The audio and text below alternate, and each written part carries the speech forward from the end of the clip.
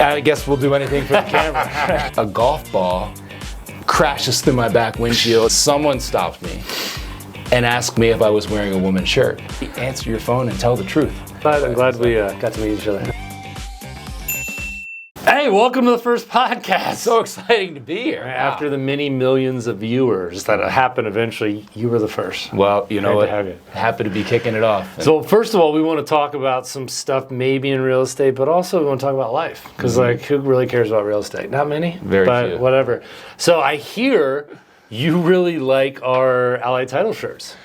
Well, you've always said that you need swag, and part of the swag is wearing it. Part of wearing it is something very comfortable. Correct. I've always loved your shirts, but I'm a big V-neck guy. Oh. You know, so I was so excited last month when I was in your settlement office and I saw V-necks. Grabbed a couple of them, great colors for me, size large. Was rocking them, wearing them around until it took probably 2 or 3 wears, and someone stopped me and asked me if I was wearing a woman's shirt. He was like, it kind of looks like you got that off a Cabbage Patch Kid. As I was looking at myself in the mirror, and I might push it a little bit.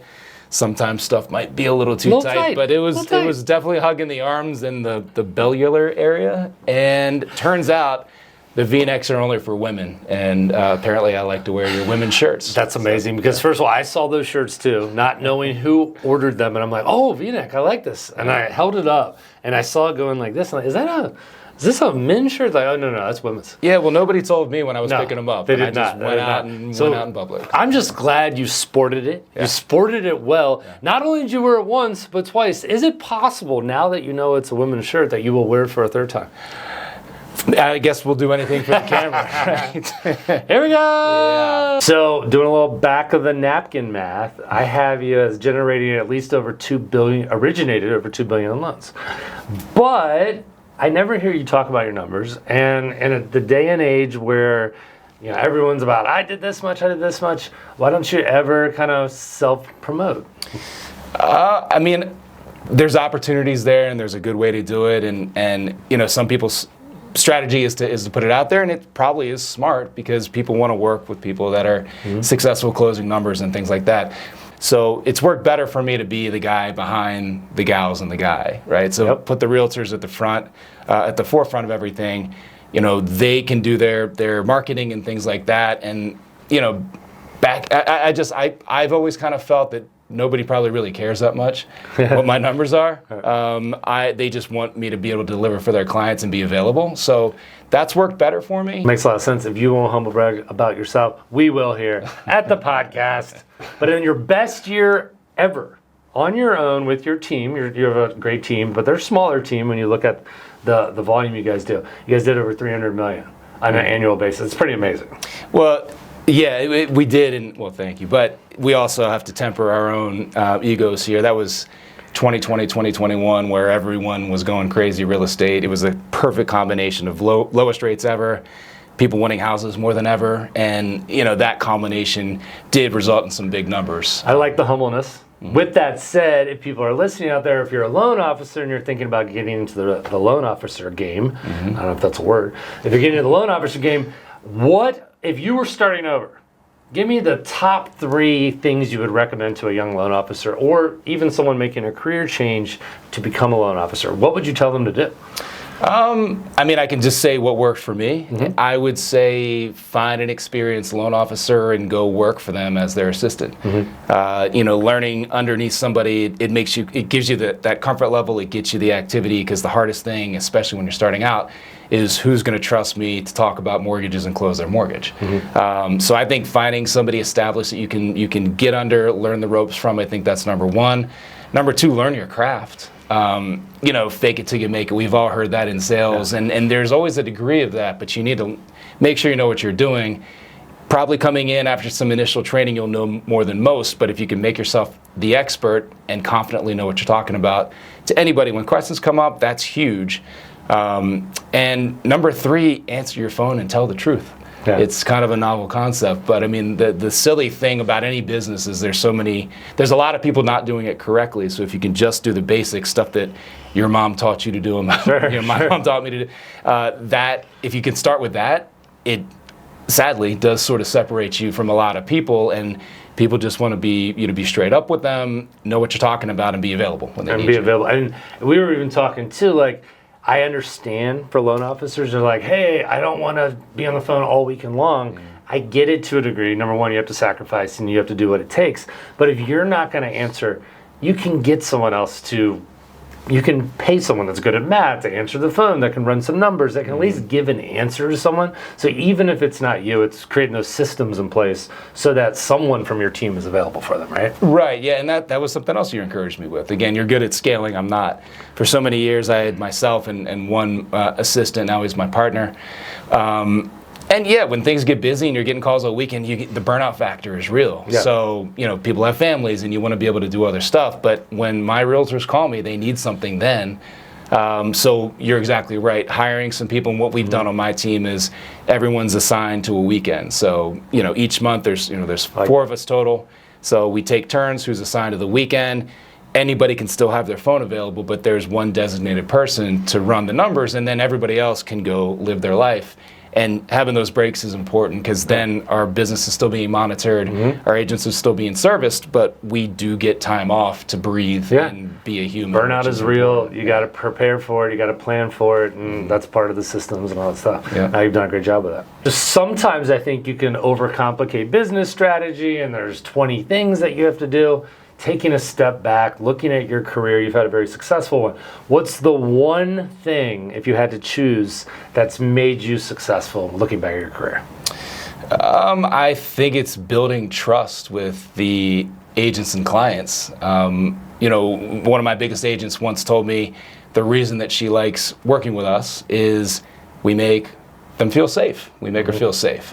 And again, we're getting somebody alone. It's not a life or death situation, but realtors are working hard to get people under contract. Buyers are finding their dream home and stressed out about what's going on. What I think we do a good job of, and what we always strive to do, is take the mortgage process and take it off their plates, because we do that. Yeah. And we want them to have full confidence knowing it's going to get done, because we don't miss deadlines. It's not a me thing necessarily. I've aligned myself with the company that I think backs me up the best for my style of work. I know you have to be competitive with rate and stuff like that, but the whole idea is when an agent trusts me to take that name and talk to that client, they can focus on other things and not worry about, because they know I'm going to take care of the loan. So again, I'm a simple guy. I don't need to overcomplicate it. My job is to deliver, answer the phone, get people the best terms that I can, and meet all the timelines without a bunch of drama. And if we can deliver that, you make people feel safe, and people like to feel safe. All the stuff that our mom taught us. Yeah, right. You've been doing some video lately, and I remember we were talking about, you're like, oh, these younger kids, because we're not youngish anymore, that are dancing on TikTok, like, I'm never going to do that. And I think you've done a great job, because now you've been releasing video. It's educational. It's what people want to hear.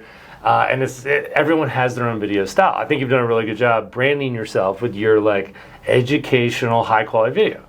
So that's good. Well, yeah, and you encouraged me to get out there and do it. It's a big part of any kind of. My dad was in advertising forever. This is modern day advertising, and I shied away from it. I fought it for so long because a lot of the people are doing a great job, with the kind of quirkier videos, and it didn't feel real and authentic for me. Yeah. I'll get out there on the dance floor, but to put it out there in a video, it just didn't feel right combined with my business. So what we decided to do was, with your encouragement, sit down and just do some timeless topical pieces, because there's certain things in the mortgage business that never change, that are always going to be applicable, and just try to come up with a few topics that can be out there for content to share with realtors, can share with their clients. What are certain things, a recast, what's a refinance, closing costs, just things that don't really change. And then we, through that, set the platform up and then be able to sprinkle in, market changes, rate updates, things like that. So we've got the professionally shot videos, and then if I just need to grab my phone and do something quick on a market update, there's a place to do it. Well, I think one thing you're really good at, because we're both on the older side of things, maybe you in this environment with younger agents and people on video, but you jumped in, you own your style, and now the quality looks awesome. And I keep hearing all the people we know being like, that is really good on video. So, I mean, it shows you that even at any time of your career, you can always evolve, you can always change your strategy, you can learn it. Even for us at Allied Title, like, we had some decent marketing skills, but we didn't know what we were doing on the video side. We hired a whole bunch of young people. They taught us how to do video. Right. Now we're doing video a day, but I couldn't even imagine doing a video a day a year ago. Right. You know, right. but things just change so often, you know, that, you know, you just got to adapt to it and do it. You've done a great job of that. Well, I appreciate it. Well, and again, you got me out there to do it. And again, it's once you take the step and get in there, you realize it's not that hard, especially if you're just doing it at your comfort level. So again, people that are doing, you know, more creative things, that's awesome. You just got to find what works for you. And if it comes off real and you're not trying to be something that you're not, I think it's going to play pretty well with the public. No, I like that. And like just some names, like Kyle Toomey has his style where he's running through houses and it's like fun music. Yeah, it's great. And he's the Gen Zer and it's awesome. Shepherd does his thing. John Coleman has a brand I constantly notice where he's, hey, come in, check out this house. So like everyone has their own style and it works for them. Right, So right. I love it. So, you know, you randomly remember things for no reason, like many years later. And I still remember today the job occupation you said when you were on a dating TV show many years ago. We're really going back in the Yeah, so I remember you were laid off from your first job, which, by the way, you went to Atlanta. You were making $50,000. I was the rich, richest guy in the world. Yep. And then Maybe the dumbest too, just a good interview. So. soon after that, you got laid off. And then you so. got into a dating show. And it said job occupation, retired, Yeah. which I thought was brilliant. Well- You're 23 years old, you're retired there. Tell us about that experience and that dating show. I had nothing to offer, not even a job. And yeah, you're just trying to look, I mean, reality show, right? I mean, it was on the WB, so let's not get too far ahead of ourselves here. Yeah, I think you won it. I think you won the date. Some would say. You can look it up on YouTube if you want. But yeah, it was. Yeah, they were asking what your job is. I didn't have a job. I wasn't going to make something up, so I decided retired. Sounded great. Okay, so let me turn this back on you a little bit. Okay, Latane is our ideas guy. He's our opener. He's the starter. He's the collector. So you've had a lot of really great ideas, and some not so great ideas. And what's something that you talked us into the neighborhood, into buying collectively that may or may not have turned out to be questionable? I have a feeling I know where you're talking about, so let me know if I'm right or wrong. Would it be the golf cart that I bought, or that we bought together, that didn't work for the first year? That's exactly what I'm talking Correct. about. Yeah. So you've got the club car, you've got the other well-known golf cart names, and then you've got this company in Texas that has the Chinese version that's like 40% less. And I was like, what could go wrong?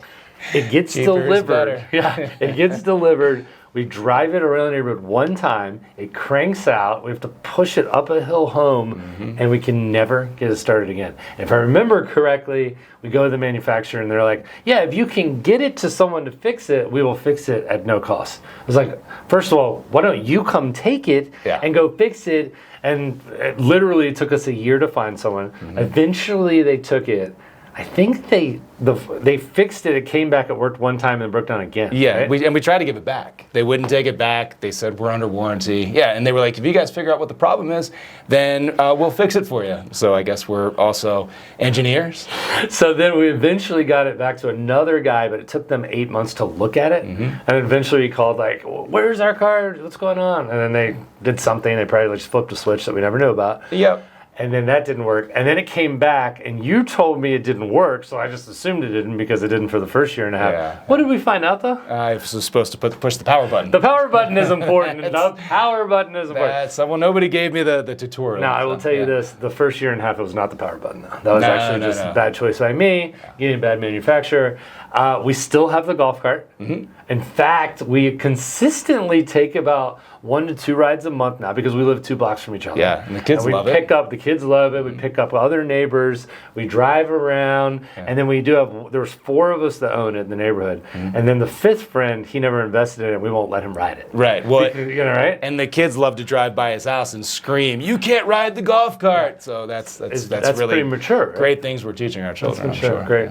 Yeah. So yeah, I do apologize about that one. It was a horrible idea. It's starting to grow on me though a little more. Well, now that it's working, it's becoming a better idea. Thank you. Allied Title's been around around for a little bit. I think we're year 6 or 7. You've been around forever. Yeah, So nice.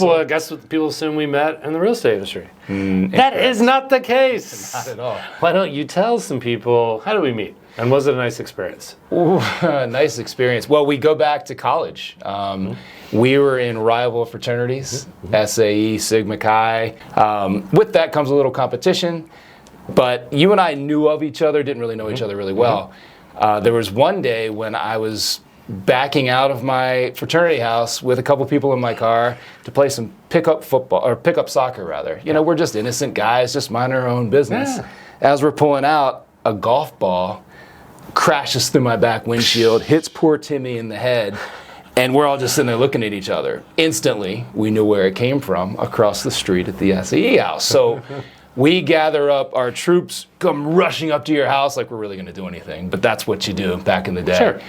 Run up on this group of 15, 20 bros standing around, shirts off, barbecue, music blasting, and we're like, who hit a golf ball at our house? And the only guy that said anything was the guy holding a golf club over his shoulder. He was like, nobody hit any golf clubs. So we're just standing there not knowing what to do. Some words were exchanged. We had one guy that was pretty intertwined with your group and my group, and he kind of called us all off and found out who it was. But in that, you and I actually met and shook hands for the first time. Because neither one of us are really overly controversial people, and ultimately we like to make friends with our enemies, which is what we did. So well, and then we brought together the groups. Hey, these aren't these bad of people. That's not a bad guy. Let's hang out with them. Come on in, have a drink. And then here we are 20-ish years later. Because we just graduated a couple years ago. Right, exactly. Yeah, just a couple. Well, and that's the moral of the story. And you know, we're all, you might see somebody as competition or, you know, or your enemy or adversary, but ultimately a lot of those people are just like you. Yeah. And if you find common ground and hang out, maybe it works out better. Well, I'm glad we got to meet each other. Well, it was a great way. It was a great golf balls though, right?